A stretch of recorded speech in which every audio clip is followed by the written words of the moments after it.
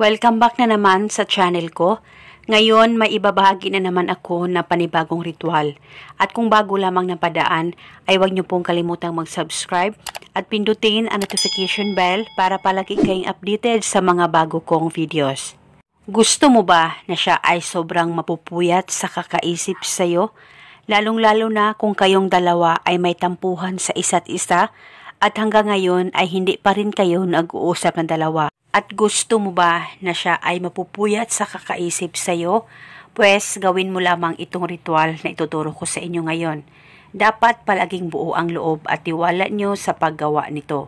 Ang gagawin mo lamang ay isulat mo lamang ito sa papel, pangalan at apelyido niya. Ikaw ay mapupuyat sa kakaisip sa akin. Isulat mo lamang ito ng 3 beses. At pagkatapos, kumuha ka lamang ng isang butil na bawang, pwedeng balatan at pwedeng hindi balatan, at balutin mo itong isang butil na bawang sa papel na sinulatan mo.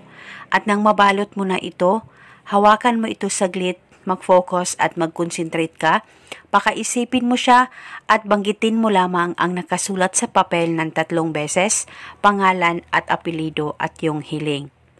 At pagkatapos nito, pwede mo nang ilagay itong ritual sa bulsa mo o di kaya sa higaan mo o sa unan mo at uunanan o higaan mo ito buong magdamag.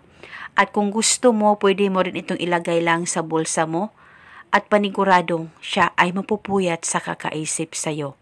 Lalong-lalo na kung hindi pa rin kayo okay na dalawa at paniguradong pagkatapos mong gawin ang ritual na ito ay maging okay na kayo sa isa't isa.